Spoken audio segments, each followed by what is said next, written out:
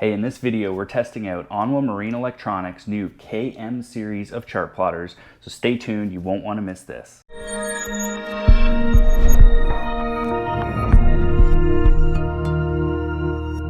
I get asked all the time to test products from different marine electronics companies from around the world, and oftentimes I just refuse them because the stuff is just junk. It's cheap Amazon, little fish finder watches, stuff like that. So I don't even bring that stuff to this channel. But recently, ONWA Marine Electronics reached out to me about their KM series of chart plotters, which is a new product that they've just recently launched this spring to test out. So I jumped at that opportunity and I want to take a look at that now with you. So got a coffee ready to go here. Let's take a deep look into the KM-8 series from ONWA.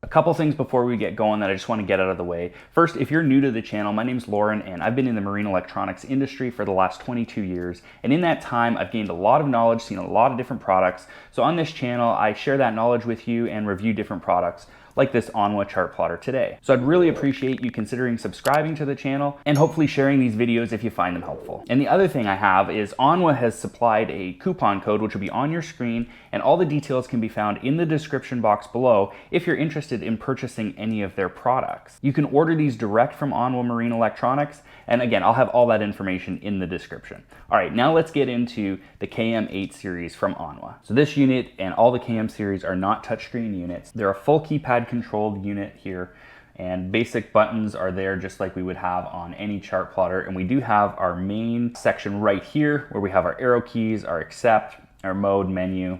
We have zoom in, zoom out.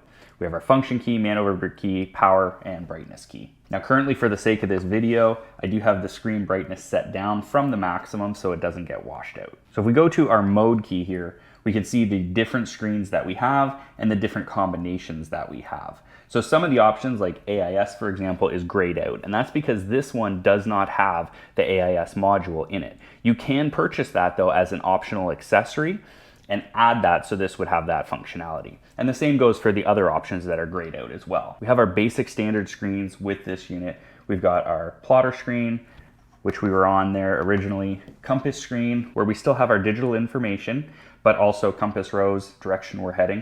We have our navigation screen with the compass rose up at the top of the screen. We have our lat-long coordinates, and again, all of our information, which is customizable.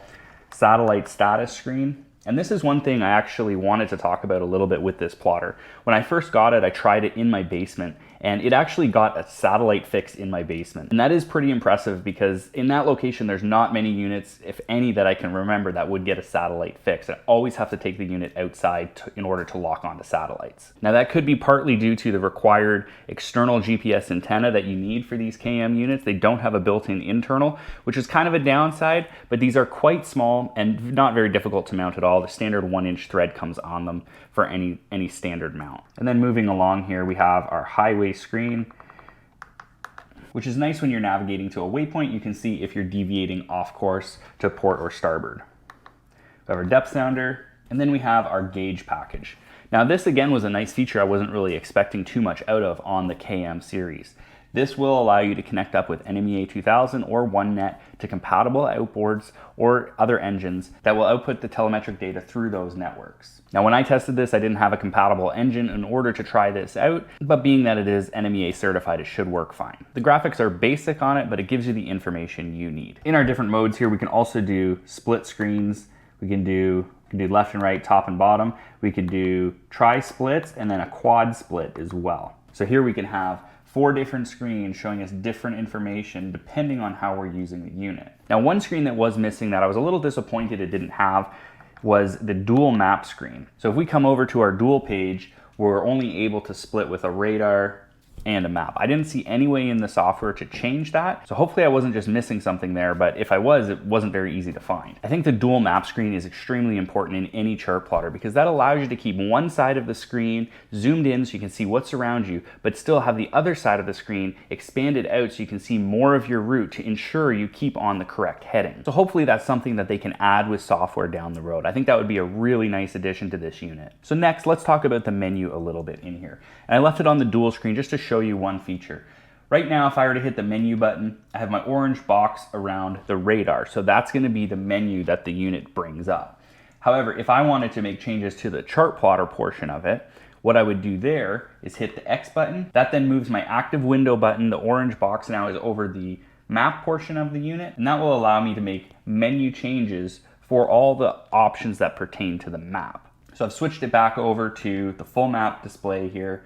And now in the menu, we have all of our standard options that you would expect to see on a chart plotter. We have options for our track, waypoint size, heading line, which is a really nice option when you're navigating to a waypoint. It'll project a line ahead of the boat based on time or distance. Now on the bottom here, if we scroll right down, we see map choice. And there are a few options that we have here. We can run CMAP charts with this. We can run their K chart, which is what's actually loaded to this, and I'll show you that in a second. We can run Navionics Plus as well. So the couple times that I was out testing this unit, I did use the Navionics chart, and it did work quite well. I was happy with it. It displayed all the information as I was expecting it to. And redraw times were reasonable. I was also pleased to surprise that preloaded was the entire Great Lakes region, as you can see here. So as we zoom in, you can see that Lake Simcoe, my home lake, is charted here. Now in our area, this is the CHS chart, the Canadian Hydrographic Survey. These are basically like a raster type of chart that they've got loaded in here. So these are the official Canadian charts that they do have loaded, which is nice. And it looks like they're using the US Coast Guard charts for the states as well. So as we zoom in, we can see all the chart details there. Preferred routes we have here with the blue dotted line, black dotted line are underwater cables, submerged rocks, marker buoys, and then our spot soundings here as well and contour lines. Now again, these are pretty basic charts, but it's definitely enough to safely navigate these waters. And you know, really up until about 2014, this was the chart that everybody used on this lake. This chart also has what we would call a dynamic Navaid. So if you look at your screen here, you can see the marker buoys that have lights are flashing. Even this tower has a light that's flashing on it. The one thing I found that you can't really do all that easily, and again, it's not just something I may not have figured out yet, is get the information of that marker buoy. So even if we zoom right in, there's no number, there's no indication of what that marker is. So we've talked just a little bit about the menu, and just going through it, I think you can kind of get an idea of how it works. When you press the menu key once, it'll bring up the menu for the active screen that you're on. But if you press the menu key again, it'll bring up another menu, which in this case is the AIS. And the main menu is a third press. So we can go in here and make adjustments to how often, for example, let's go back where we were here, the track record. We can set that however we like. So I always like to set it to time and set it to the fastest update rate. So in this case, fastest update rate on this unit is every 5 seconds. This menu system is very easy to use and very easy to figure out. Even though it's not a touchscreen unit, it is quite simple. So we have our main menu here. Anytime we have an arrow, that's a sub-menu. So we can arrow over into that sub-menu and then scroll through that. When we want to select something, we would just hit the check key, and then we can move to make our change, and now that's done. In scrolling through the menu, as I was first looking at this unit and on my on the water tests, I never found anything that I wish was in the menu that wasn't. There's some things I would change about how it's done, but there's nothing that was missing on this unit. Now with a menu system like this and on a keypad driven unit, you really do need a good layout on the keypad, and ONWA has done a great job on laying out this keypad. Like I said earlier, your main control is right here, so it's easy to use with your thumb while you can grasp the unit with your hand in order to maintain stability in rougher seas. The zoom buttons are also in a great spot where it's just sliding your hand down and you're able to get into those. And you notice there's no card slot on the front of the unit for your Navionics or other optional map. It is actually located on the side of the unit. One key that we really haven't touched on but is very important is this function key here. So we can press that and that will bring up another menu for all of our navigation options like go to cursor, go to waypoint, and running routes, that type of thing. So now entering in waypoints is just moving the cursor to where you would like it to save, pressing the check key, and then hitting save. And I'm just creating a series of waypoints in here so that we can run a route. Now, as far as entering routes go on this unit, they are using a little bit of an outdated method where you have to have your waypoints set already and then connect those together.